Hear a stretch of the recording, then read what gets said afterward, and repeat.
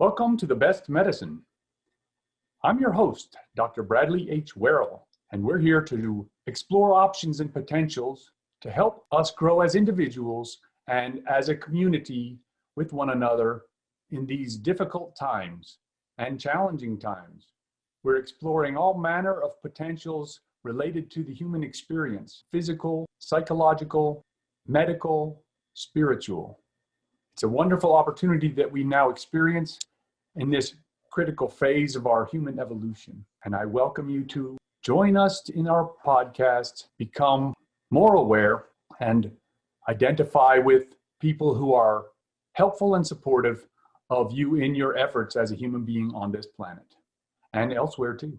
We're going to be meeting people who are doing things that are widely variant from what is so-called normal within our society, in the creative space, within the social space. Our common purpose, seeking to generate positive potentials to improve the lives of everyone in our sphere of influence, and to expand that sphere of influence so that we may positively influence others that are not yet engaged directly with us. That's the goal here. We will learn more about each other as we go. I wish you the very best. Thank you very much for tuning in.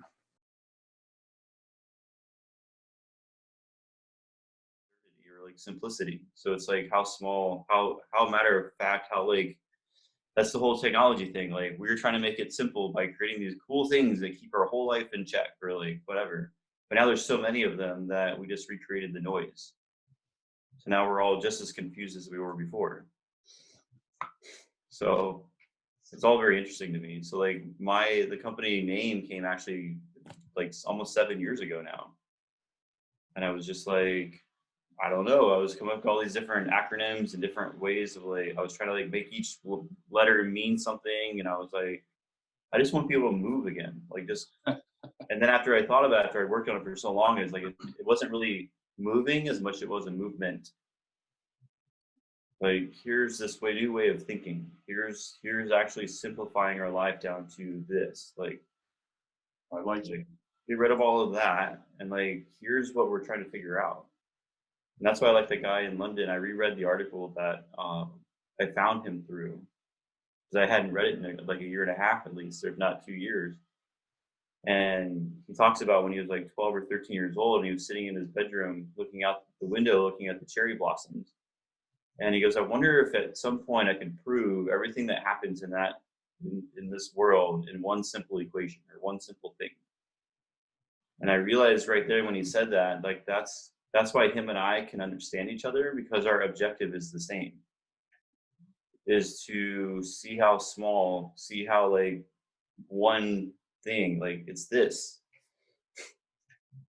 right? Like there's all these different ways of doing that one thing, but in the end, it's still just that one thing. I like it. We're speaking with Joseph Kleman, whose organization is called Move. And I like the name of it. It's very just straightforward. It's like, I look at it as a verb, move, just move. That works for me. It's like the ultimate expression of animal behavior, right? Yeah, that's what there's these guys in, I can't remember their names now, but they're up in, I think, Norway. And they were talking about posture. And like, I don't use the word posture at all in my practice. I don't talk about stretching. I don't talk about posture. And the one thing I've changed like a long time ago was that once someone comes in with me and tells me about their chronic pain or like the pain they're having, I don't ever use the pain word ever again, because it's not necessary. I can ask them how they feel. I can ask them, are they uncomfortable, or do they have discomfort, or there's so many different ways around it. But we're so worried about the trigger words. And they know that they've been in pain for 20 years. We don't need to keep telling them every single time they come in and relabeling them as someone that's in pain. That's right. That's right. And it's like the other thing that people will do is identify with their problem. They'll say, it's my pain. Yeah. My back pain, or whatever that's like attached to their ego. Right. It's their whole identification. Like that, it happens with university though too, because people go and like, I paid for the brand. right? I wanted to be Ohio State. I wanted to be whatever. And then, you know, the more money you pay for your brand, you know, how much more bias does that create by going, well, I went to the best school. Well, what makes your education better than mine? You know, yes, you could have had a better education, or you could have had a better teacher, but the students right now, if you talk to any college kids right now, they're all learning very quickly because of all the virtualization, that there's a lot of pissed off people right now because they're realizing the education is the same all the way through across the board, and some people are paying 3 times as much for the same education. Oh yeah. Oh yeah. So this is a grand awakening for a lot of people about a lot of things. It is. It's a unique opportunity. Yeah, but I'm just like, you know, how much bias does that create, like in medicine or in any sort of any profession at all? Because like I had the best education. I spent $200,000 to get my degree from this place, and we learned all the best things. And now I'm the master, and I'm better than you are.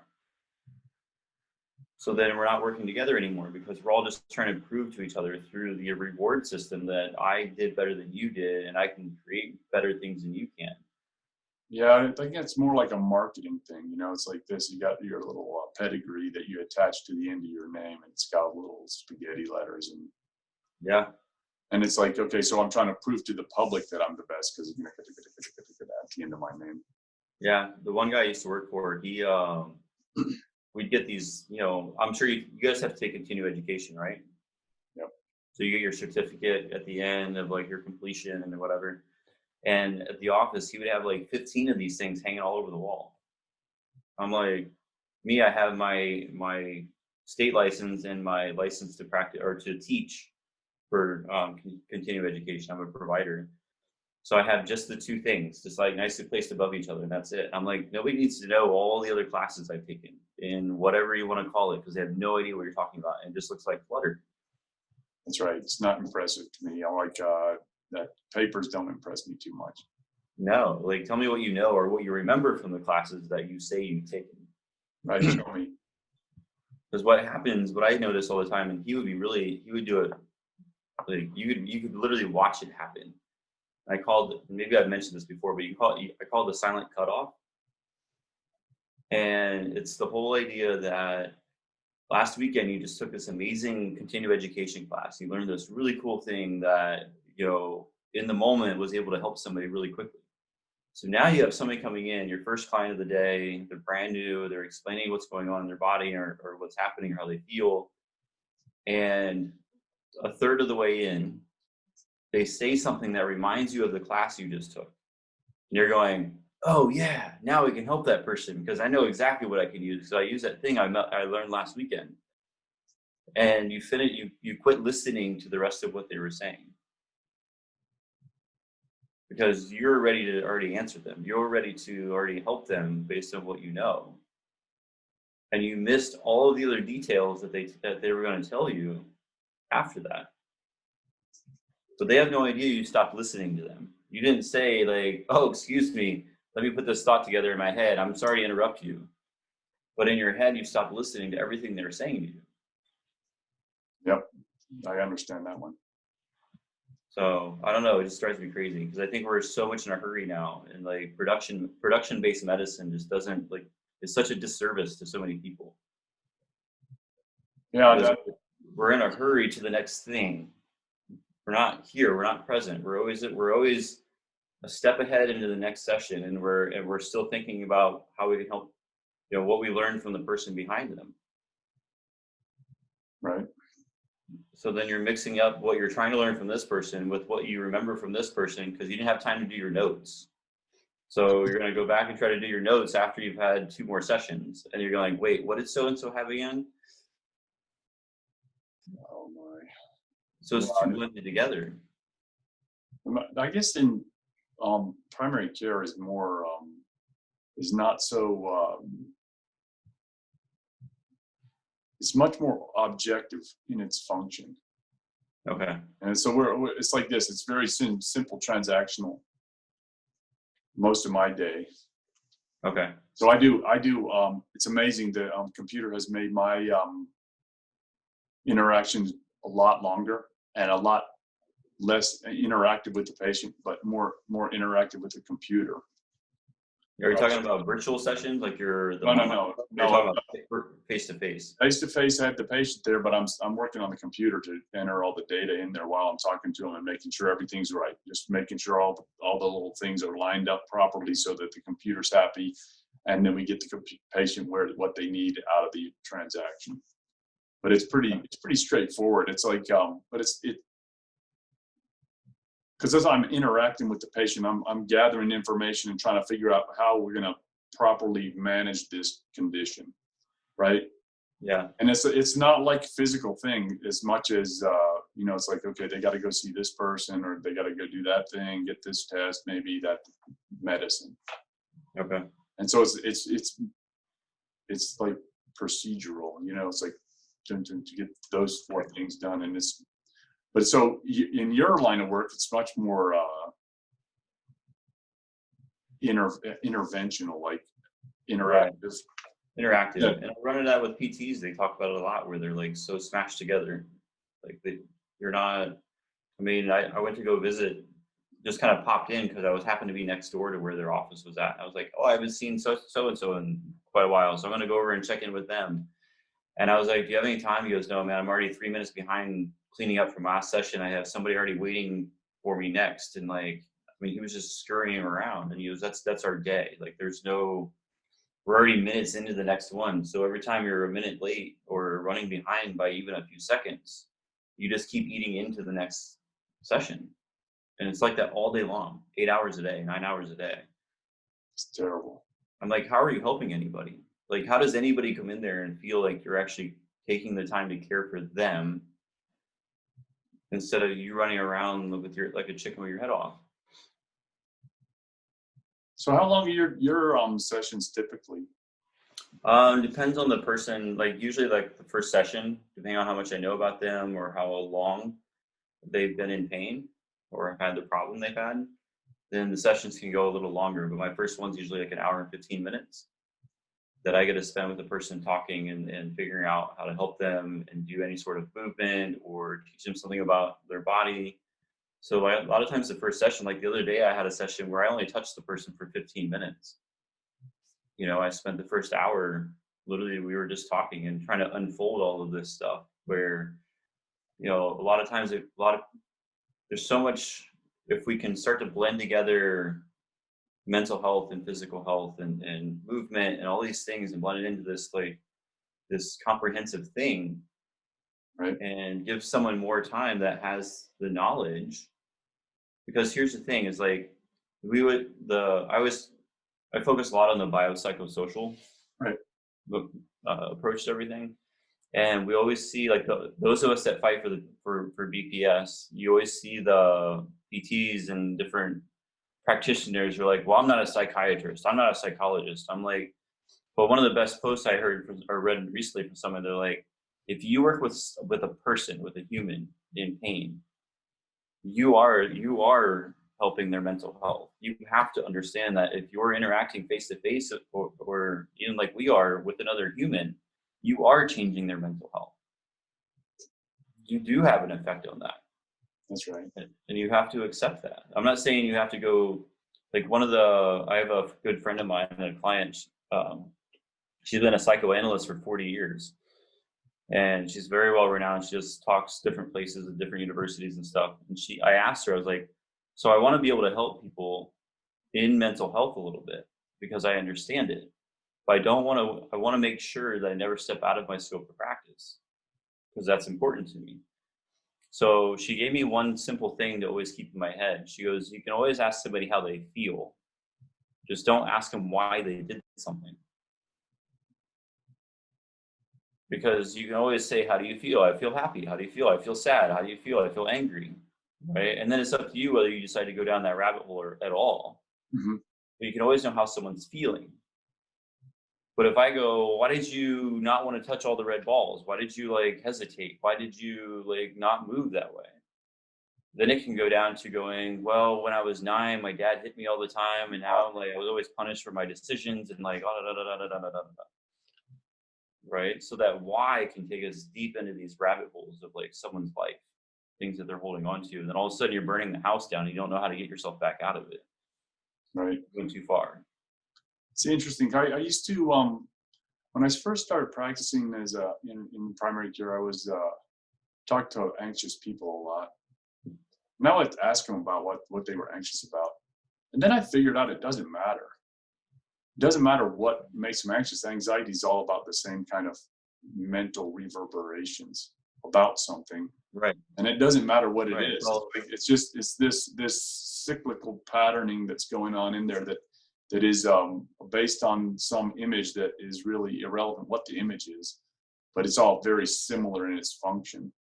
And I talk to them about that and don't address the actual thing that is the root cause or what they think is the root cause, but address the pattern that's occurring, which is kind of interesting. It kind of surprised me when I figured out that it's, that doesn't matter what the thing is that's causing you to think that you're being agitated about it. It's interesting. Yeah, because the best one I always like is that we suffer more in imagination than we do in reality. I think that's not unreasonable to say. Right? Because it's like, so we create so many narratives in our mind, and so much is false narrative. Because like I said this in my workshop the other on Wednesday, because like we like our soul would never tell us something negative about ourself. Yep. It's other people that told you things about yourself that you embodied and took on. And like, have you ever read The Four Agreements? No. It's an amazing, amazing book. It's like something that really helps like create everything that I did. But it's like one of the four agreements is being impeccable with your word. And they talk about the white magic and black magic, or how easy it is for us to curse somebody with our words. We have to think about that in healthcare and medicine, and how like the nocebo language of like, oh, you should never run again, or this is the worst I've ever seen it, or like this is really severe, or we throw these words out and people embody them, and they're gonna go out and tell 10 of their closest friends like, oh my God, he told me my back is like the worst he's ever seen, and like now I can't do anything anymore, and like, what is it? Or is it because you want them to keep coming back? I think in medical care, there's a particularly with surgeons, there's a intention to limit the expectations of the patient prior to doing an intervention, so that if they're not going to be disappointed. Okay, like look, your back is messed up, man, and it's like, we'll be lucky to get you to walk again, right? And then when they walk again, they're like, I walked again, and it's like, well, you know what I mean? So if you lower the expectations, it's easier to hit the bar. Yeah, I can see that. I can see them doing that, because it's like, well, unsatisfied customers is a bad thing. Yeah. And you can't promise more than you deliver. So it's kind of like this. There's a trade-off there, which I don't know. I feel for those guys, because it's tough work. It's like. Well, it is. So like, how do you feel about scans too? Like the validity of like an MRI or a CT scan, where we're going, here's this thing I found in your back, we should cut it out. No, this is the worst. So I did disability physicals for a number of years, and it's like so we were doing disability physicals for the state, evaluating people for disability determination, and the people would be able to recite their the reading of the MRI of their back to the T, like at this level, and all the things that are going wrong. And it's like, yeah, that person is reading too much. Okay, because it's like memorization of the diagnostic findings, which are like, they have to say everything they see, right? And it's like, that doesn't mean it's significant at all, right? But it's all words, and it's like, words get stuck in there. Yeah, people want to hold on to that, and like, and then that's the identity thing. We're like, now all of these words, these are my identity. I have this thing in my back, and here's what it's called. That's right. But like, that's the balance of like, how much do we create of that, and how much do they create of that? how much can we change that behavior by watching what we say, or watching, like, I mean, obviously they're privy to the information that we find. That's right. That's right. It's their information. So you can't say like, well, I'm not going to share all this with you because I don't want you to like take it on and like make yourself worse. So obviously it's their information. So it is a very, like, I understand, partly because I'm not a physician. I haven't gone through 10 years of medical school or anything like that to understand like in depth, like what you're dealing with, or Right. having to like navigate, you know. But from my point of view, in working with people in a behavioral situation, and seeing how much they change by like watching how we say this, or watching it, you know, do we give them more time? Do we like, you know, I've always toyed with like the intervals of time. Do I want 15 minutes between a session, or do I want 30 minutes in between a session? Well, 30 minutes gives me time to completely reset, where I'm not even thinking about the person that left anymore, because I have everything completed that I need to complete before the next person comes in. And now I'm starting off with them the exact same way I started with the last person, and not still putting things away and like still changing the table over and still like doing things. And they're like, I'll be with you in a second, you know, and you keep running around and doing your thing. Well, they don't feel very cared for. Right. So I like, my game plan is this, is it's interesting. People want to, they want to create an attachment, like, well, what is it? What's the thing, or what's the name? And it's like, or they get worried about the potential that may be generated by the test that's coming up, right? Yeah. And it's like, okay, don't worry about that. We'll cross the bridges when we get to them, one at a time, right? Don't worry about the thing that might happen after the next thing. Let's just get to the next thing and then see what we're supposed to do next, right? And so I try to unattach as much as possible from the whole process. Right, because that's what we talked about in the beginning, the Eastern and Western idea of things. Because the Western mindset in medicine would be to fix this thing. We're going to fix this symptom. But what problem did we create by fixing the one thing that you thought was it? Or, you know, you fix this one thing and all of a sudden, like I have a client that had both feet operated on, like 5 years ago or 6 years ago. And now she had both knees replaced. And now her hips are bothering her all the time, and her low back. And I'm like, so you fix this one thing because you think like, oh, your toe's wrong, so we got to fix this toe, and then you'll all be better.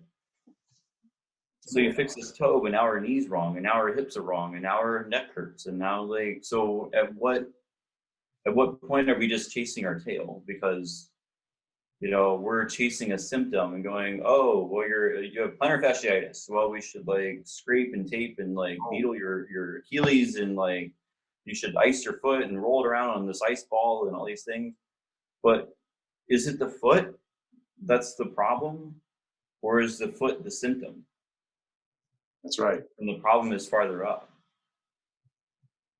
So like that's where what I do comes in, because I'm looking at it going, you know, everybody's like, oh, but it's the foundation, and we stand on our feet, and you know, if the foundation's off, then you know, we're 6 feet tall, and by the time you get 6 feet up, then your neck is way off, and like your posture's terrible. And I was like, well, I get that. I've built 3 houses myself, and I've like, you know, helped do construction for most of my life. I get what you're saying, that if you're off at the foundation, by the time you get to the roof, it's all off.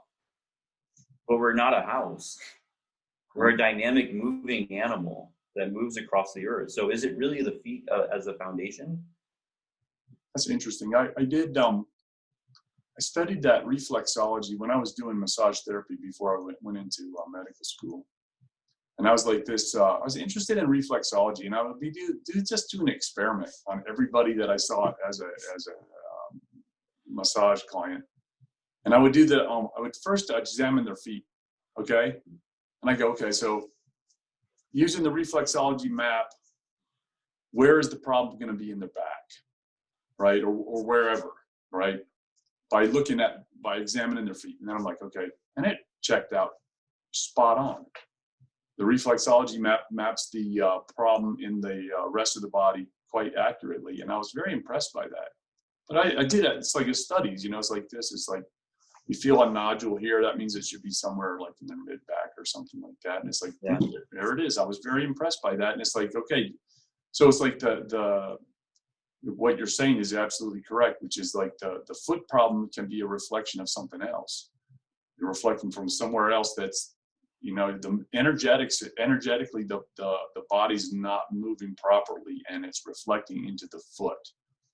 That's all because the foot is the complaint, right? They're generating a complaint, like my foot hurts. My foot hurts. Like, why does my foot hurt? Like, make my foot stop hurting. But then if you mention anything else other than their foot, without giving time to explain your thought process or your reasoning behind it, they're like, well, I'm just going to go somewhere else because obviously, like, you're working on my neck for some reason. And you're an idiot. It's my foot that's wrong. Why are you doing this? But like, my logic is the fact that, emotionally and psychologically, I always talk to my patients or my clients about the fetal position. Sick, scared, tired, or hurt, we curl up. We want to be in a ball. We want to go back to fetal. We want to go back to baby. Every time you're deathly ill on the couch, are you laying flat and wide open, or are you curled up in a ball? So all of these psychological things factor into how upright our posture is, whatever you want to call our normal way of standing. So I'm not a huge fan of the posture word, other than like whatever posture we're in. So I saw those guys in Norway said, like, the best posture is as many postures as possible. I like that. And I was like, that's just the best way of saying that. Right. And dynamic. Yeah. So like the foot thing, right? So have you go hiking? Yeah. Okay. When you're going down hills and your calves get really tight because you're top heavy moving down a hill. So your calves are the brakes for your system. They're holding you down to the earth, down to your heels, hiking down the mountain, right? So you don't fall on your face. So now if you're at day-to-day life and you're scared or you're like in pain or you're depressed, you'd be curled over a little bit. Or maybe your hips are stuck bent a little bit because you've been sitting so long. You watch people walk around tip forward all the time. Mm-hmm. Right? Or they're looking down a lot. So now we don't really, and like the whole like muscles are off or they need activated or whatever, like that's all crap. But we still have weakness in our muscles. If what I watch all the time between adults and children, if you observe this, and you'll notice it after I tell you this, you'll watch the difference. Because in adults, I'm going to turn myself. Right. In adults, we do this whole thing where we're like looking down, right? So this is all open here and we're just hanging off of all of this. And like right. Everybody comes in like, oh, my upper back, it's killing me. But if you watch a child, 2, 3, 4, 5-year-old child playing on the floor with their toys, they look down like this. This is closed. Okay. Right? So they're supporting their head by both sides of the muscles. Okay. So I tell my clients all the time, I was like, if you're going to look down, look down. Right. Don't hang your head out like this. If you want to, that's fine. But you can't, if you keep coming to me saying like all of this hurts, but you're doing this for 8 hours a day instead of this, or bringing something up to you and not using the front of your neck. Right. How many times do you sit down? I'm not saying you have to do perfect squats every time you sit down into a chair, but like, I always say like the chair is just a controlled fall because we know the chair's there. How often do you actually sit down or do you fall into your chair? Right. So how often are you using the front of your body to sit down, to bend, to flex? Right? We fall into a chair and it catches us. And then you sit there for 3 or 4 hours and you stand up and you can't figure out why your back won't let go. Well, you never used anything to go there. So why would the body know all of a sudden, like, oh, you want me to use the other part to come back out? We never used the first part to go down. That's right. So there's a dysfunction, anterior posterior dysfunction there that's occurring. Yeah. Yeah. I get the anterior posterior all the time, the flexion systems, either at the neck or the hips. Right. And you alleviate that and their heels feel better because like now there's a lot of bends and things that our brain is doing to keep us standing. And all of a sudden you're tilted here and you're depressed and your neck is weak and all of a sudden you're depressed. Now you're walking around because you're in pain and then you're just like over and over and over. And then you can't figure out why your feet hurt. So tell me about your business. I'm curious as to how it's organized and what you do and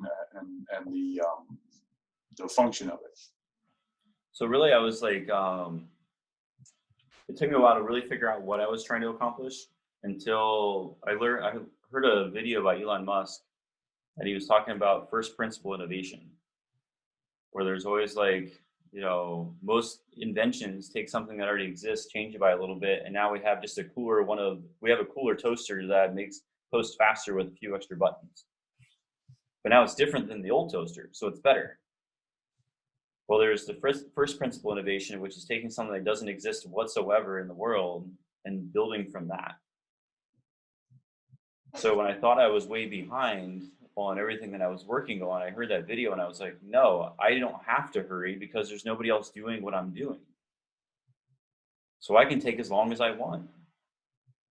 So since my background is in logistics, from event planning, when I was a child, my parents had a tent. My aunt and uncle had tables and chairs. My parents had tents, like festival party tents and stuff. And then I had catering on top of that. So that my whole childhood was all about planning people's events and parties and watching people move around in space, right? And I don't care how big Aunt Susie is or Uncle Bob is or how many Uncle Bobs are going to be there, right? I just want to know, like, here's the space in the tent. It's a 20-foot wide, 30 feet long, and it fits 6 tables in it, this size.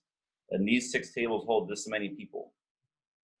And that's what I was doing. I was helping people plan that stuff when I was 10 and 12 years old. So I was having to, in my mind, in childhood, plan people's like movement in space.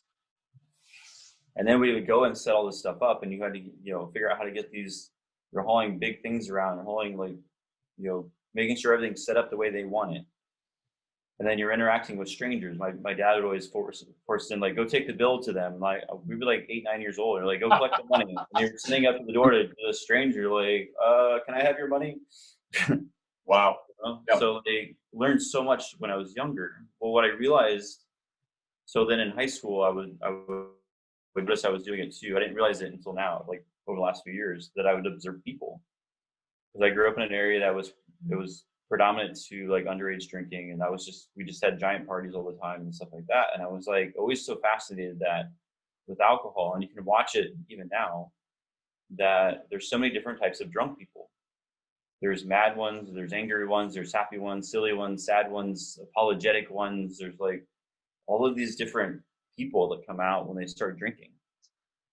And I was watching that in high school. And then I went in the military for 2 years, learning more of systems and things. And then I spent 7 years in supply chain, moving freight around all over the country. So my whole world was seeing how variables moved and whether I had control of them or I didn't have control of them. So then that goes into management leadership, is that you do have control of people to a point based on the relationships that you have with them. Because if you trust them, then the more they trust you and the more you trust them, the closer you are to a controlled variable. All right. But if the other person doesn't trust you, you have zero control over them, because my guys were usually 3 or 4 hours away from me, telling me on a computer, hey, I'm not quite finished yet. I'll be back by this such and such time. But I had to trust that they were giving me the correct information and not sleeping in their bunk going, yeah, I'll get back to there eventually. I'm not worried about it.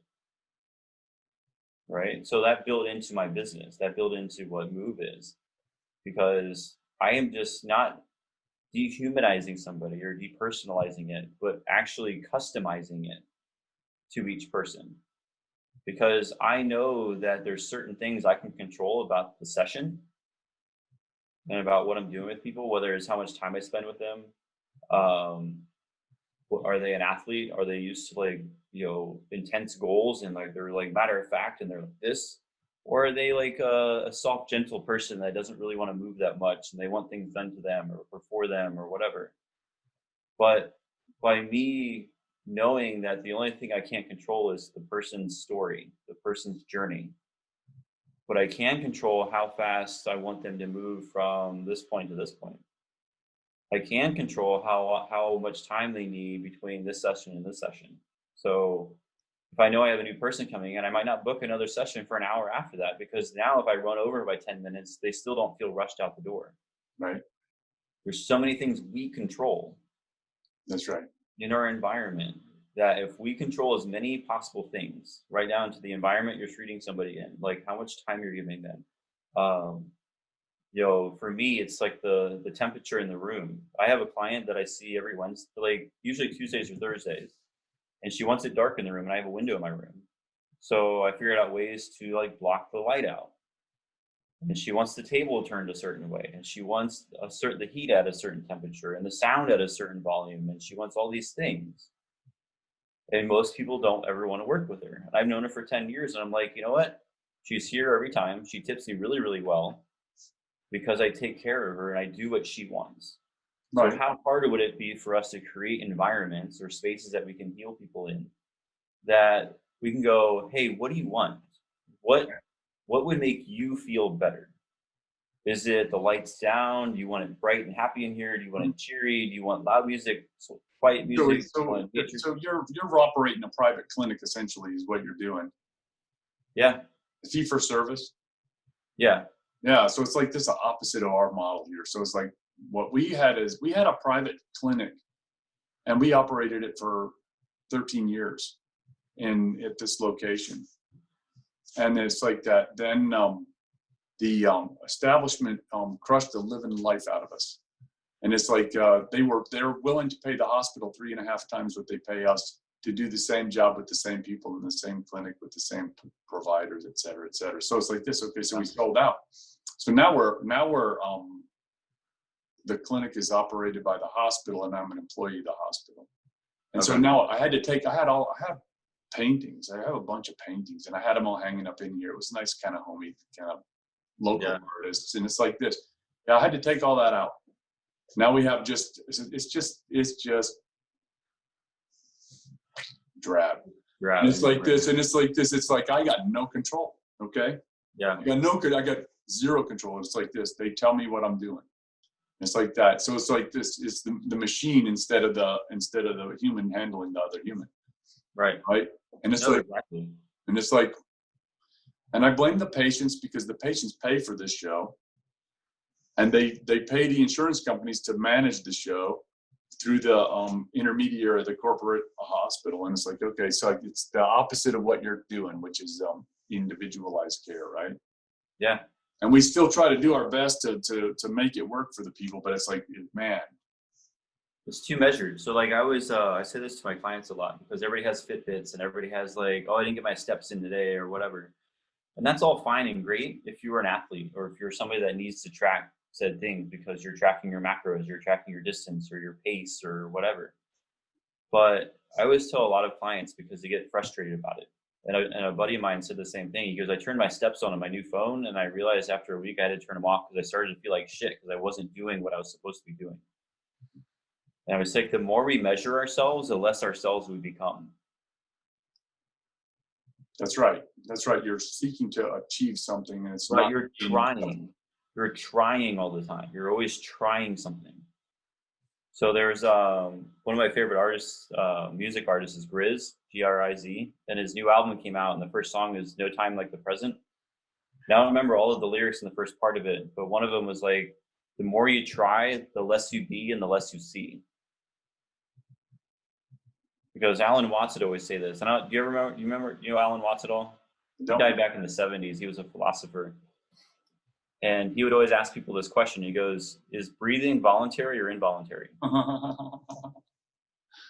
That's a good question. Is blinking your eyes voluntary or involuntary? Because if you stop breathing and hold your breath until you pass out, the very first thing that's going to happen is you're going to start breathing again. That's right.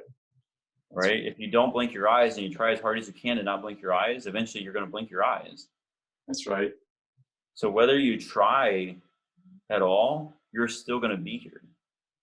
The only way for us to remove ourselves from here is by removing ourselves from here intentionally. Right. So you're going to be here. You're going to be no matter what.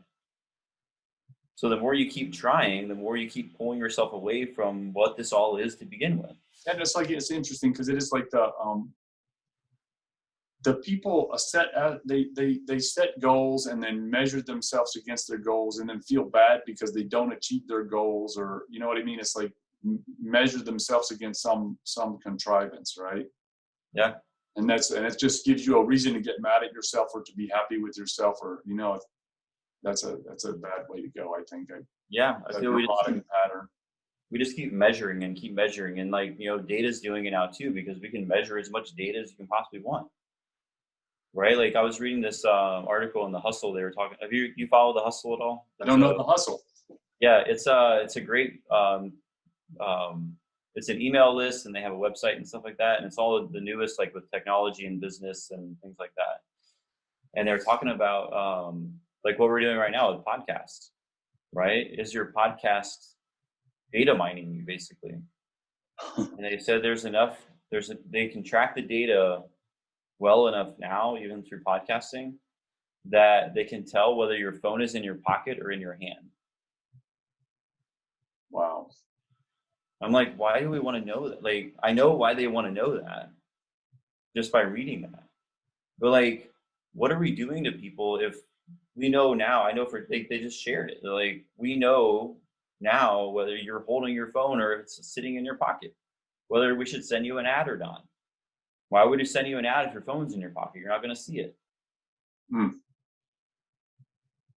So what are we doing to people that we're measuring them at such a level that they're not even them anymore? They're not even a person anymore, because all they are to you is a cipher. All they are to you is a piece of information.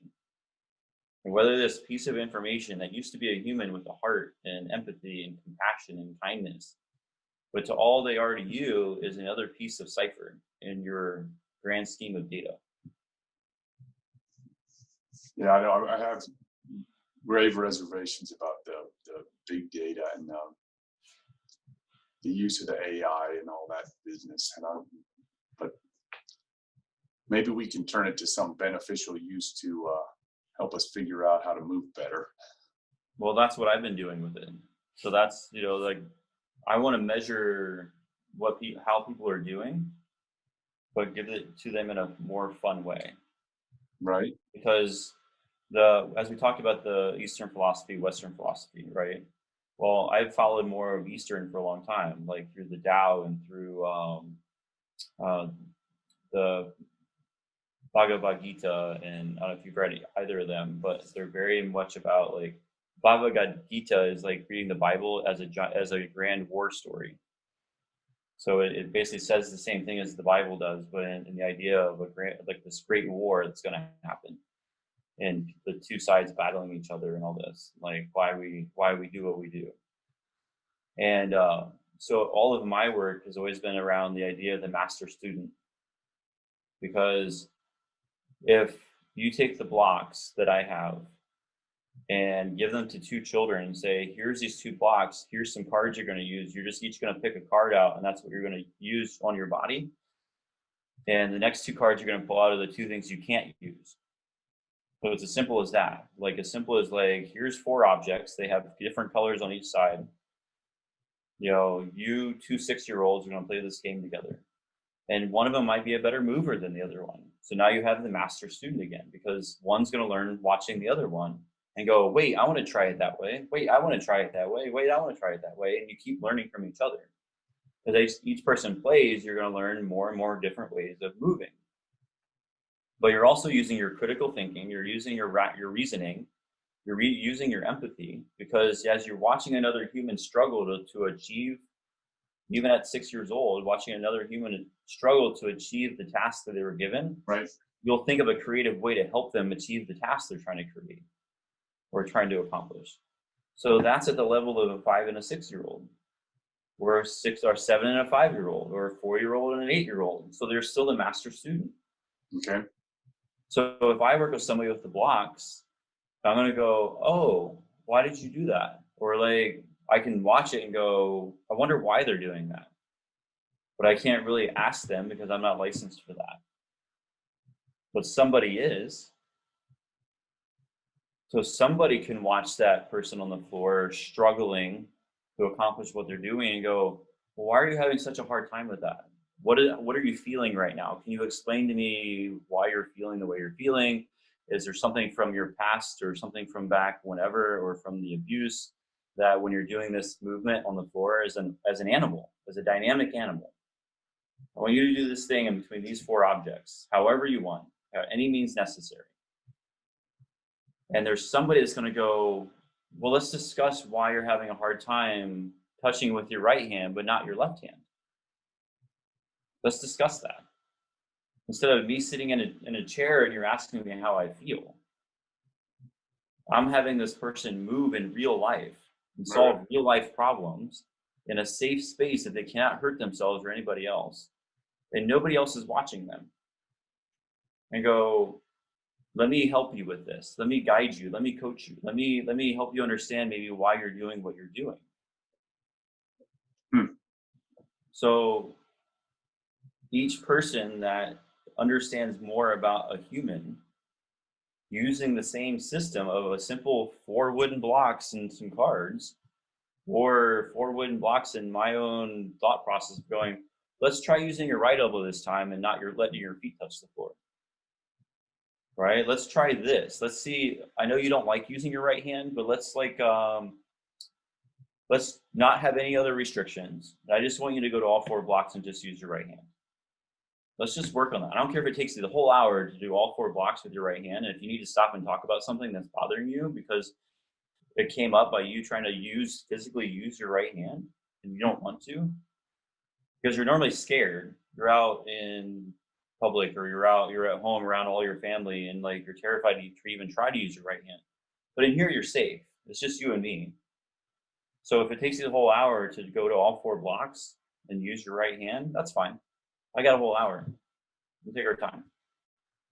So there's always somebody that knows more by observing the human do a human thing in reality, in a dynamic situation. Right. So now you take as high as you want to go human to human. And now we go, well, because humans need to heal through other humans, through the witness or observation or being validated by our decision or our emotions or our feelings. But using the same master-student principle, we can now move it over into machine learning. So I just watched this video about this new mower that they're building that uses machine learning that learns your yard and mows it better and better every single time it mows it. And it's solar powered and everything. You just leave it out there and it's all autonomous and it just does its thing. Right. Well, the same idea, if I took a human and put them in the cube, or sold you a set of blocks that are sensitive to touch and produce sound, light, and vibration. Now you're trying to follow the sounds. You're trying to follow what game you're trying to play, and you keep playing it. And through the touch, the machine understands like how fast you're playing or what your objective is. Do I want to be more cognitive? Do I want to focus on my movement? Do I want to focus on agility as a whole? And then it keeps tracking how fast you're playing. And then it always knows what your objective is. And then it always knows that this is how fast you've increased your speed over the duration of time of 3 months. You're able to learn this fast. So now it knows that each day I should only increase your just ramp it up a little bit by 3 to 5 milliseconds. So if we go to 10 milliseconds, all of a sudden there's too much friction, right? We're talking about minimal friction, right? You're trying to let them contain as much free energy as possible, minimize as much free energy as possible, and keep minimal friction and keep playing the game because you want it to be fun. That's right. As soon as it becomes not fun, then they're not going to play it anymore. That's right. So then you can take that same information and allow them to keep adapting and keep growing and keep like working on themselves. But like now the machine is the master and the human is the student. But here's the thing is this whole like being afraid of AI taking over people. By the machine becoming the master by just milliseconds and helping us become stronger humans, we stay in sequence with the advancement of both. Yeah, I think that's right. The premise of I studied martial arts, and it was interesting because it's like we would spar every week, And it's like this. It's like sparring is like fighting, but it's like with no contact. And it's like, well, you're working in a group, and they're working together to advance and get better at the objective. And it's like the issue is this: is it's not a competitive function, but there is sort of a competitive element to it. And it's like, but the issue is this: is that you have two players, and then humans providing resistance to other humans to improve both players. And so it's like in the case that you're talking about, the master is the computer being the master is just providing the right resistance, not too much resistance, because too much resistance is frustrating, but Right. enough resistance to be interesting and allow for progress to occur. No, exactly. That's appropriate technology. I like that. Yeah, so that's what I always say, like, you know, I always bring the example up with like loading a web page, right? Because when the internet came out, That's I right. remember dial-up, and you know, a buddy of mine, him and I were talking about the other day, where we get the lines, and you were happy when you get a line at a time instead of like a little square at a time. Right. It was loading. And like the industry standard 25 years ago was 5 minutes to load a web page. And we were gleeful. We were just like joyful that we were like, we could get the, holy cow, there's things coming into the computer. Right. Well, now Google won't index your page unless it loads in less than 3 seconds. So we were completely happy 25 years ago with 5 minutes, but now 3 seconds, we're like, oh, this is taking too damn long. Whatever, I'm moving on. Right. So we've increased that speed that much. Mm-hmm. So you have all this noise coming in, right? So how do you slow the noise down to where you can get people to relax again? Because you have to speed up the amount of information they can take in to make the information coming in slow down. That's right. Because it's what I always say about elderly people driving. They don't forget how to drive. Obviously, if they forgot how the steering wheel worked, they wouldn't be driving a car. That's right. But they slow down because they have to slow the information down coming at them so they can still react with their body. So all we are is slow. We're speeding our ability up in our brain to allow the information that's everywhere all the time is only going to keep getting faster.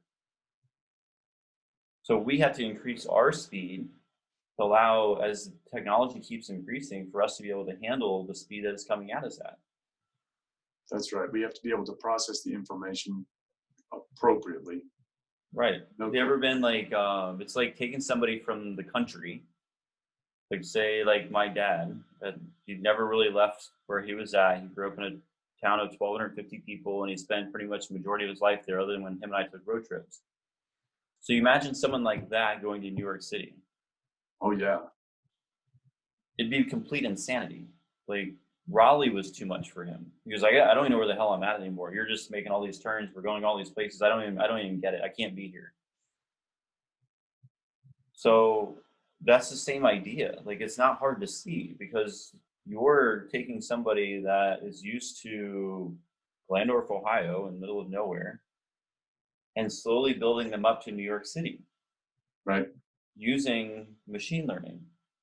That's right. But now they can go back and live in Glandorf, Ohio, or never leave there. But the technology is available. That's why I was like the phrase Andrew Yang used in his book, and I can't remember the other guy all of a sudden. But he said, like, we already live in the future. It's just not evenly distributed yet. I heard that. I think that's funny. Because with this, we can easily take the machine learning and put it in Silicon Valley. And they'll be like, yeah, this is amazing. We'll just keep getting faster. Well, then we can take the same units and install them in the middle of nowhere, and they can still play these games the same as Silicon Valley is playing them. And, oh, you can't afford them? Well, these guys can. So now we'll just, every one you buy over here, we'll just donate one over here. And now we're distributing the technology. And the price can be associated to, like, oh, you can afford this much in Silicon Valley because you have this much money, but they can't afford it. Well, now you guys pay $200 a month and you pay $20 a month. So it's all like, that's what I was telling Garrett yesterday. I was like, And whoever's listening to this, I don't care. I'm like Elon Musk. Like, I don't care if you steal my stuff, because the infinite loop of society winning, no matter what, is built into the system. Right.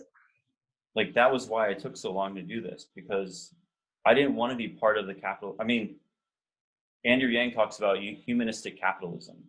And like, for me, like, capitalism is great because we can create value around a product and sell it to somebody else because somebody else needs the value in it. But why are we doing it? Because we can create more money, or because we can make people have a better life? That's right. So I didn't really care. Like, I had money. I had 2 houses, I had a new car, I had a $70,000 a year job, I had all the toys and fancy things in my house and whatever, except for happiness. So my drive to build my company wasn't to make money. It was to make change. And I knew that if I came out too soon in the medical industry, or even called it medicine, that's why I call them games, because nobody's going to come after me if I'm teaching people how to play. Buddy. That's the right answer. Stay out of the regulatory hassle. Yeah, we're just going to play games. I'm going to create these places. We're going to create these cool games that just happen to make people feel better. Right. I like that a lot. So now I don't have to play anybody's game.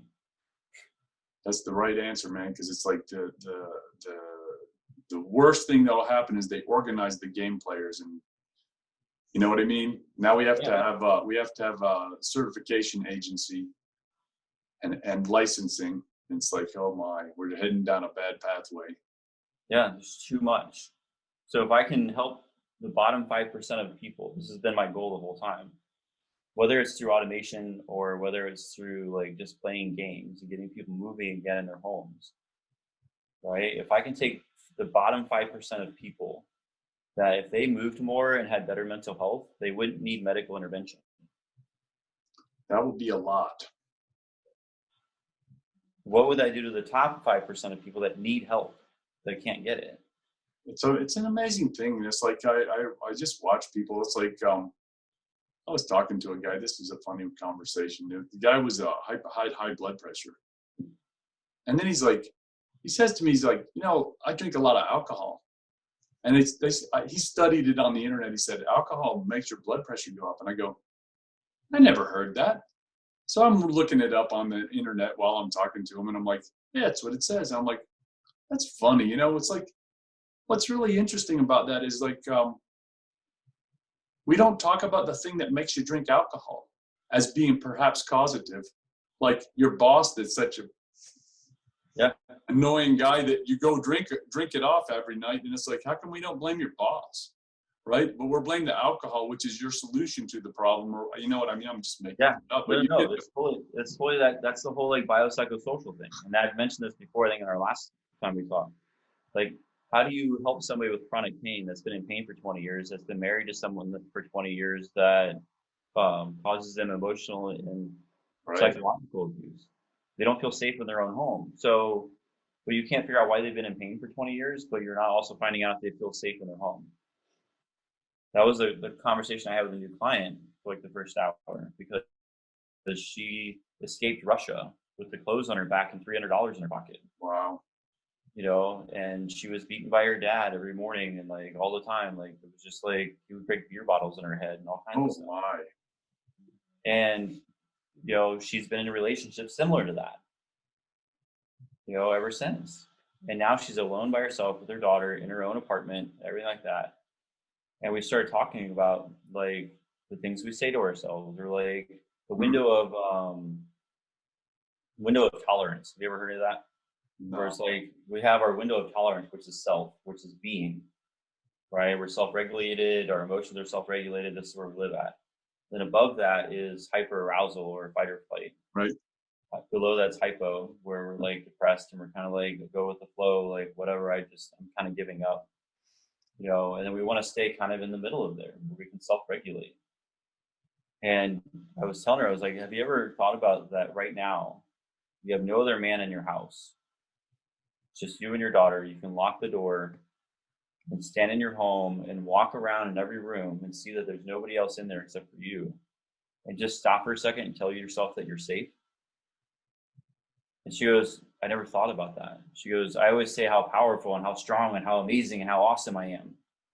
But not once did I ever, and when I got into my new apartment, that I ever told myself I'm safe. And so she's in this aroused state all the time. Yeah. So that's why we have to talk to people. That's what you just said. Like, what's causing you to drink? If you don't take the time to find out why someone's drinking, how are you supposed to get them to stop drinking? To lower their blood pressure. Right. And that's the interesting thing, because it's like just complex systems, like social system that is about, they're living and they're working and they're interacting with other people, and it's like so incredibly complex and very difficult to untangle, to get them to change the way they're operating. But is it really that complicated, or do we make it that complicated here? Because here's the thing, survival stress is a very real thing. Oh yeah. Where's my food coming from? Where's my next dollar coming from? Can I put gas in my car? Do I have enough change I can count to put a half a gallon of gas in my car? Right. Right. So like, I've always thought about this, and like, I don't know what the solution is to medicine other than what I've been trying to do myself. Okay. I've had VA medical care for almost 20 years of my life. Right. Okay. It's not the best. It's not the fucking like gold star of healthcare. However, every single thing that I've ever needed or happened to me, or surgery I needed, they covered it. So I never had to worry about where my healthcare was going to come from. So I could quit my job with all the fancy benefits and go roam around the world with like literally $100 in my pocket at some points, or living off Craigslist. But know that if I hurt myself, I had a hospital to go to that wouldn't charge me and cause me to go bankrupt. So just that one piece alone, like we just got, because with owning a business during the pandemic, like I've been losing thousands of dollars every month. Like I literally put in a pile of $3,000 in a little campfire and I burn it every month because why not? Because I have no other way of making that back up. Right. So there's that whole thing. So we applied for food stamps. Right. Well, they gave us a whole whopping $16 when I first applied. Right. For two of us. Well, then the other day, and I was like, I tried to use our card and it wouldn't work. So like I finally went on there and I was like, I got to figure this thing out. We got to use at least the $30 that we have to survive because we need food. I'm not making any money. Two of us are living on a $15 an hour coffee shop job that she's working 30 hours a week at. That's what we're living on. So when I went and got our card figured out, and all of a sudden there's $1,100 on our EBT card, we'll talk about a breath of fresh air where I'm like, right. Oh my God, we have so much money for groceries. Like we went to the store and we didn't even know what to do with ourselves. We were just like grabbing everything that we ever wanted and put it in the cart. Like that fresh air that you got from knowing that we're going to be fed. Right. We have food. I have health care. I have these things that I'm cared for. I had this thought process, and I don't want to go at all down the political side of this thing, but just think about this for a second. All the other countries, because this is like, you can watch one external stimuli happen and how every single country in the world is handling one thing. Okay. How often in your life have you ever got to watch like somebody in India handling the same thing that China's handling, or Japan or Australia or right? It's very right. We're like, oh, that's in India, I don't need to worry about it. I care for those people and that really sucks, but like they're not really affecting me, so I got to go out and do my life. Right. But right now in our world, we're focused on one thing. The whole world is focused on one thing. So if you actually sit back and watch, I told people right from the very beginning of the pandemic, because I've observed people in a box, in a cube. Right. And watching how they react to it. One external stimuli, take your right hand and touch all the red balls. Well, now you have 7.4 billion people going, here's this virus that could kill you. How do you handle it? And the countries are going, okay, everybody stay home. We're going to give you all $3,000 a month. Don't worry about it. We'll get through this. Everybody will be fine. And then we'll start to open back up. Well, they gave us $1,200 back in the beginning. People that live in New York City and San Francisco and LA and wherever, these people that barely had money to survive to begin with, and you gave them all $1,200 for 7 months. Well, why would they give us $3,000 a month each and tell us to all stay home? To not all of a sudden be in fear or in survival or struggle or anything like that, because you have to keep everybody angry and starving and afraid for their life. Now, you don't know what the pandemic's doing. You don't have money to survive. You didn't get any money to like survive, to stay home. So you can keep pushing your fear narrative, like, keep everybody scared, because we can't be going into the election with a clear head. We're in agreement. I understand your point, and I would concur that the purpose is to put people out of the comfort zone, so that there is unclarity going into the election. Emotionality is driving the. Yeah, my girlfriend's like, "Why is everybody so aggressive right now?" It was like, because they haven't been fed in 7 months. Yeah. They haven't been cared for. They've been like manipulated and prodded and goaded for like 7 months with no food, no jobs, no anything. Like the fear of like, if I get this virus, I'm going to end up in the hospital with $80,000 in debt and I'm going to go bankrupt. That's it. Why do you think everybody's aggressive right now?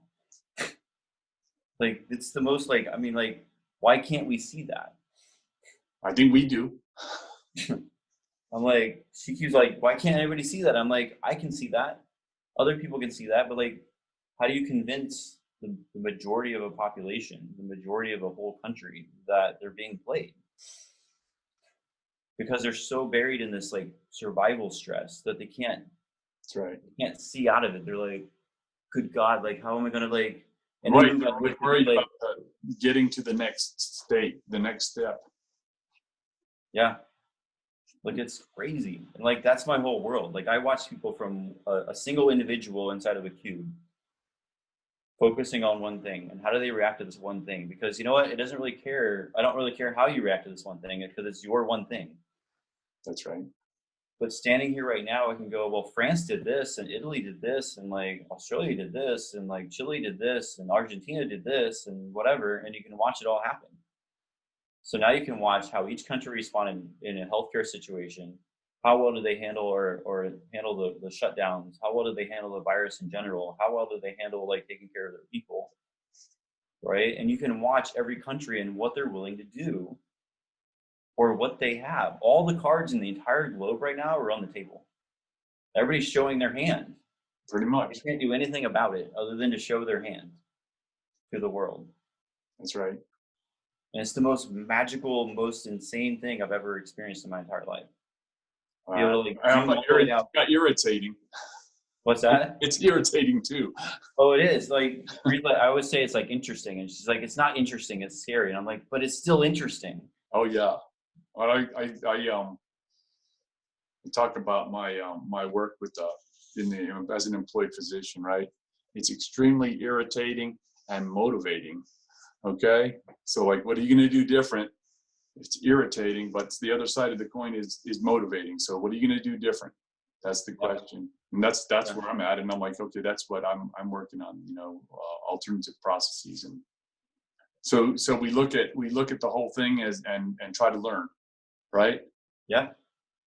You just keep figuring out how people are responding to things and how people are like, zoom in. You have to zoom in and zoom out. That's the only way I always put it. It's like, I'm zoomed into watching one person and trying to help an individual. Right. But you can also zoom out and go, well, you know who Gary Vee is? Gary Vaynerchuk? No. Okay, he's a marketing guy and like an entrepreneur. And we were talking about noise before, right? Like how much noise there is in our world. So it's a perfect example, because he talks about this, how many people don't know who he is. Okay. So I try to do at least 1 to 2 posts of social media a day. So that way it's consistent, right? He does 80 to 100 posts a day on social media. Wow. And you still have no idea who he is. I don't do social media, man. Right. But I'm saying, like, he's on television now. He's on like all these things, right? He's all out there to prove a point that the world is so noisy that everybody thinks everybody's watching what they're doing. Everybody's like focused on them. Well, I'll tell you right now, like as deep into survival everybody is, I guarantee nobody's watching hardly anything of what you're doing because they don't even know where their next morsel of food is going to come from. Well, I agree. So It's a high level of uncertainty right now. No question about it. Yeah. It's very disturbing. Yeah, and like I was always like, what happened to the $7 trillion you guys borrowed in the beginning? Like in the start of all this, because there's a lot of 320 millions and 7 trillion. Right. So you could have given everybody in the country $20 million and still had money left over. Right? Like it's a weird, I don't know. It's weird to like zoom in and zoom out like that. And like, wait, where did all this go? Like what happened? That's right. Why did you leave everybody like you have? You know? That's right. So, Like, so I guess right now it shows a very good example of like what I'm trying to do is to show people that you are you. You have your own opinions, you have your own reasoning, you have your own critical thinking, you have your own way of like solving the problem. And is it wrong on how you solve the problem than what Johnny did or Susie did or Bob or Bill or George? No, because you still solved the problem. That's right. It's different maybe, but it's your solution. It's your solution. You figured it out. You did it yourself. I just showed you how to do it. I pointed you in the direction. And that's why I like the quote a lot that says a good teacher will show you where to look, but not what to see. Right? Here's this thing. Let me show you this thing. Let me explain it to you and let you figure it out. Because if your kids are playing it on the floor by themselves and you're not watching them, they're gonna play differently than if you're watching them. Because now they're gonna show off to you, like, mom, check this out real quick. And now they're doing this cool thing that they weren't gonna do before because nobody's watching them. So you can do immersion therapy based on that. Like you're getting someone to play with the blocks and you, or me virtually with someone with the blocks. So now we're separate. Now they're safe in their own home. I can't touch them. Nobody's around. Their doors are locked. They're safe. So now they're going to discover these new ways of movement that I'm giving them to do however they want. Well, now after Bob gets better about being playful and understands the game better and knows that he can play the game better than he could in the beginning, Bob's going to come in and see me face to face. Well, now our energies are connected. We're in the same space. Right. Now I can touch Bob. Now I can like laugh at him or whatever. I can do whatever I want. He's now vulnerable to me. Right. And now he has to still trust me in this space to still play. And the only time our brain will play is if we're fully safe. Right. Okay, so now I have to create this new thing around how much friction can I give Bob to get through what he's going to, where he's now safe to play and laugh and have fun in front of me. Well, now do I bring one of Bob's children in? Do I bring his boss in? Do I bring his wife in? Do I bring whatever? Now they're going to watch us have a session. Does Bob still feel safe enough to play in front of his wife? Yeah. Yeah. So you can keep adding strangers, you can keep adding like loved ones, you can keep adding whatever and allow that person to keep learning to be them, 100% them in front of as many people as you want. Challenging. Right. So I realized I was mirroring, I was getting my own benefit as I started doing the virtual sessions, like the Wednesday workshop. It hit me a few sessions in because I kept getting better at it. And I realized what I was doing was I was mirroring my own session back onto myself. Right. Because now I'm moving spontaneously, randomized, completely instinctual, because I was giving people the things to do out of my head in the moment. So they weren't rehearsed, they weren't practiced, they weren't anything. And I would struggle in front of the camera, in front of a thousand people. So I was actually causing my own immersion therapy. So I was gaining as much as they were gaining. So that's the loop of helping people. Right? Whoever uses it helps each other. And you help yourself. Very good. I'm interested to see this game you have generated here. Yeah, so the blocks are just you can use as many blocks as you want or as many targets as you want. And then you can go from the blocks to the cube. And the cube is 10 chords with a total of 50 targets on them. So it's a 7-foot cuboid that you move with inside of. Well, then a friend of mine, him and I started playing this game. He was coming over here, and I have these, it looks like a hacky sack, a new age hacky sack. Right. And he was like, I had already worked on the cube for like 3 or 4 years since him and I knew each other. He had never been up here to see it in person. And he was like, man, this is kind of cool. And like, do you have something I can throw through it? And all of a sudden it turned into this agility game where him and I would stand on the opposite sides of the cube, socially distanced, 7 feet apart, throwing this beanbag in different ways through the cube, different over the cord and around the thing and whatever. And we would get faster and faster. And you're like playing this game of agility. So now there's a whole new game attached to it. From the outside of it, then the inside of it. Because then every time you turn and throw it from a different side, your eyes are having to remap what you're seeing. It's just a constant state of adaptation. You're just staying learning all the time, forever. Your brain's learning, your body's moving, your agility is getting better. And like, when I say the world gets really slow, like it gets really slow. Because that's where I'm at right now. Because I've been doing this for 6 years now, almost 7 years now. When I say like out there in the world, like I am like insanely bored. Like everything is moving so slow. I'm like, why are we still here? Like, what are you doing? Like, come on. I'm like trying to pull society with me. I'm like, why are you guys still back there? Like, there's so many cool things up here and you're not even realizing like how much better it could be. And I've been trying for years now, and I'm like, what are you doing? I mean, if you went on every platform that I'm on online, I have 0 bad reviews. 0.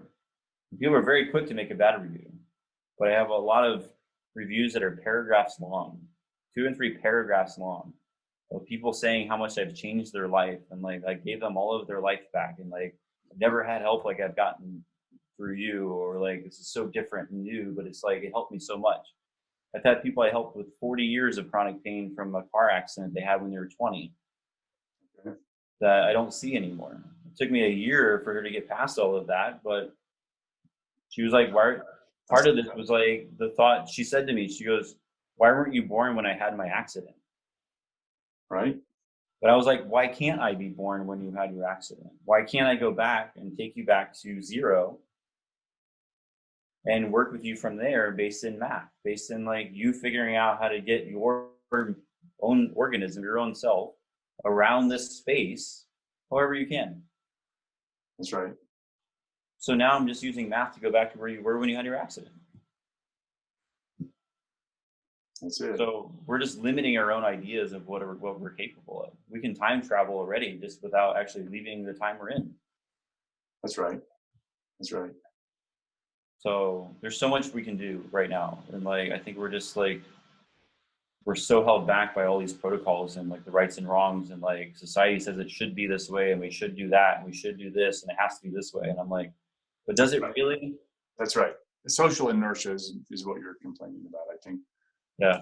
And it's like the issue is that at the moment we're in a critical phase, which is like this, and I regard it, the uncertainty is related to the social institutions are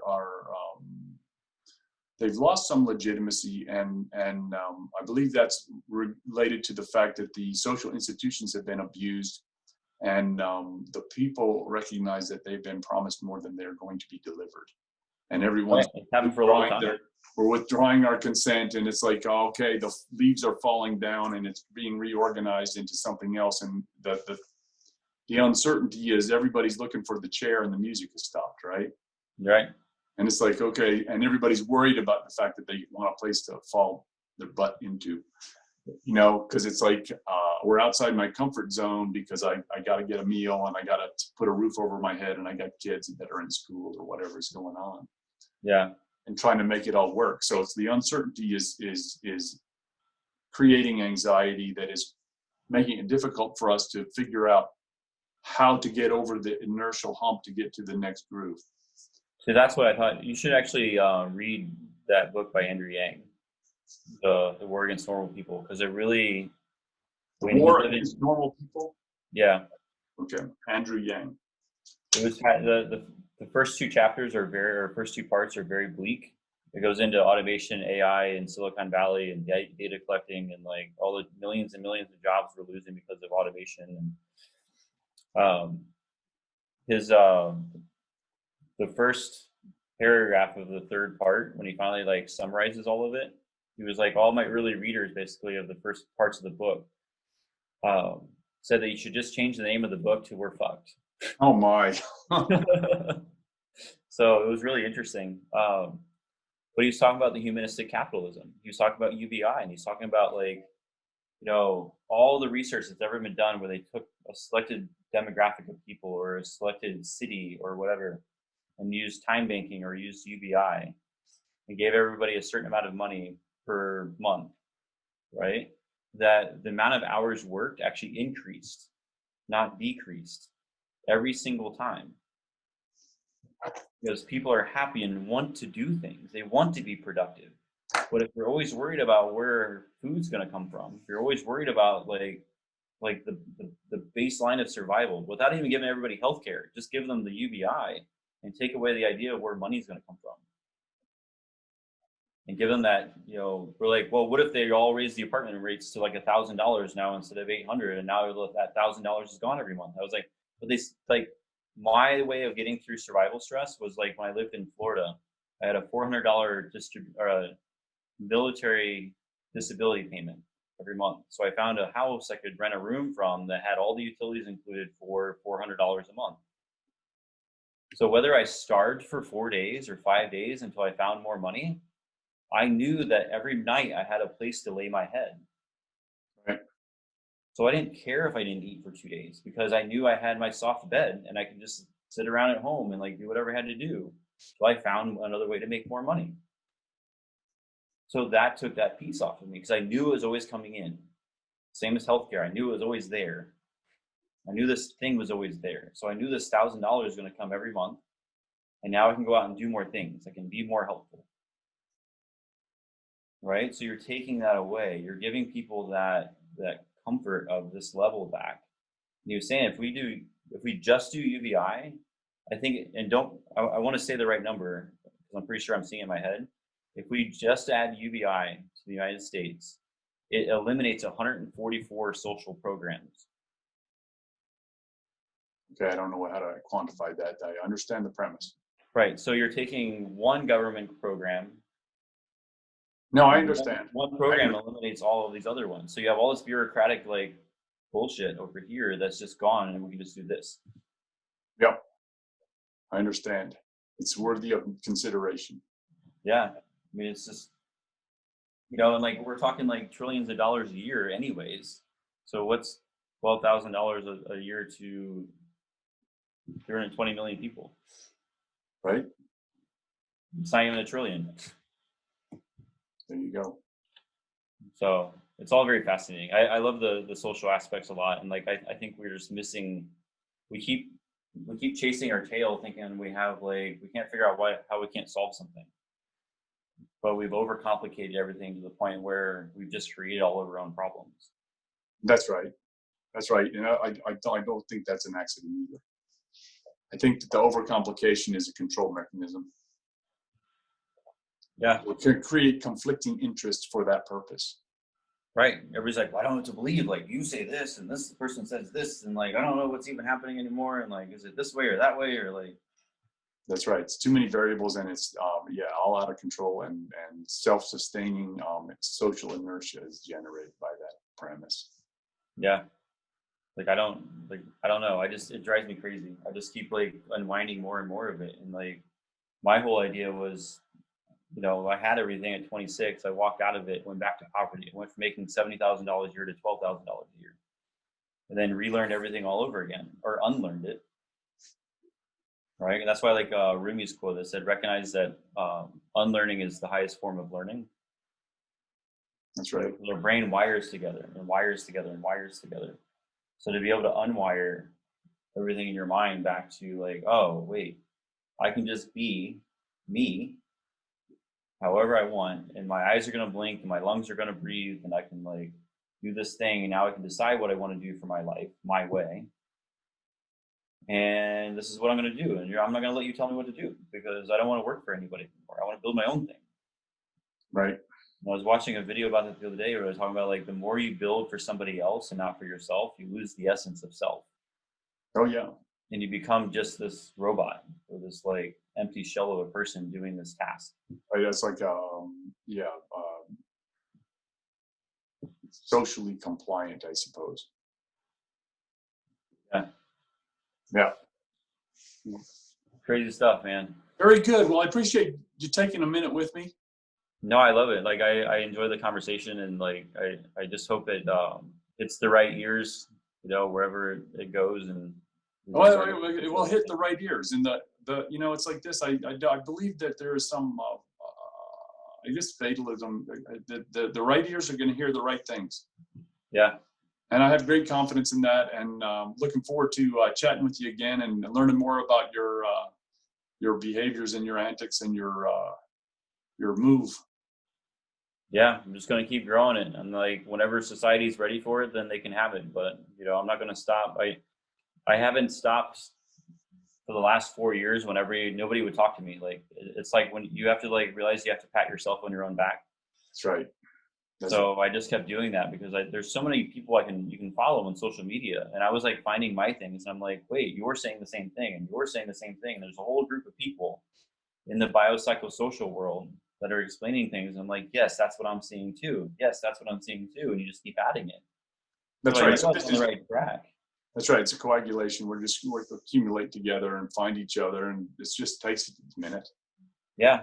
So I'm like, but the signal amplifies as the accumulation occurs by inverse square law, right? Okay. As we get closer together, the signal amplifies. Right. No, exactly. The intensity of it. Yeah. And the funny thing that's been is because a lot of these people that talk about all of this, I've tried to contact numerous times, and because whether it's I don't have a degree in medicine or I don't know what it is, but like even as all the times I've tried to connect with these people over the last 4 years, nobody will respond to me. So you feel like an outcast, even though like you have this really cool thing. You're like, guys, I have this thing that you've been working on this whole time, and I have this product. Check it out. And like nobody will answer me. And I was like, all right, well, I guess I'm just gonna keep working over going, man. I'm just gonna keep going. Well, there's something to that. I appreciate the perseverance of it. Well, because there was like every medical professional, every doctor, PT, psychiatrist, like nurse practitioner, like everybody across the board for 6 years. The most common phrase I got was, "You're doing great things, keep going." So I'm like, cool. Well, all these really smart people seem to know what I'm talking about, and they understand what I'm trying to do, and they keep agreeing with me. So why would I stop? That's right. So I'm just going to keep going. But like, I'll tell you what, like there was time I was kind of joke about this because like after you've walked on the path for so long, you feel like you haven't seen another human in months. Oh yeah. It's like being in the woods, man. Dark woods. Dark woods, because like nobody will listen to me. Nobody will like agree. Like people hear me and they're like, yeah, this is cool, but all right, well, I got to go. And then like it's gone. I'm like, but all right, well, I'm just gonna keep going. Sorry, I guess I'll meet up with the next person. And I just kept, I have over a dozen people with PhDs that love what I'm doing and want to help me do research. But I'm like, all right, well, I'll get back to you because like society isn't ready for it yet. So we'll come back to this. So I just kept building, and I'm just gonna keep building. I'm not gonna stop. There's no point in me stopping because it's my passion, and I know what I'm doing is helping people. And I'm not doing it through anecdotal evidence, and I'm not doing it through like some magical thing like you're magically better. No, you're doing it yourself. That's right. That's right. Right? I'm giving you your power back. That's all it is. I'm helping you see the world from a different lens. That's right. So I'm not claiming anything. I didn't find the missing link. I didn't like create something new in medicine or like, ta-da, check out my cool thing. Like I wasn't all about that. I wanted to make like intellectual change, like actual change in the way we work with people, and not do it through some cheesy marketing scheme or like some product that lasts for 6 months and then the industry crushes it because they don't believe in it. So like I always like the idea of like sneaking under the cover of darkness and going to show up one day. I'm like, ta-da, here I am. So I hope you're ready to change because there's no other way around it. Real good, man. So Well, we'll catch up again here in a little while. How about that? sounds good, man. All right. I wish you the best.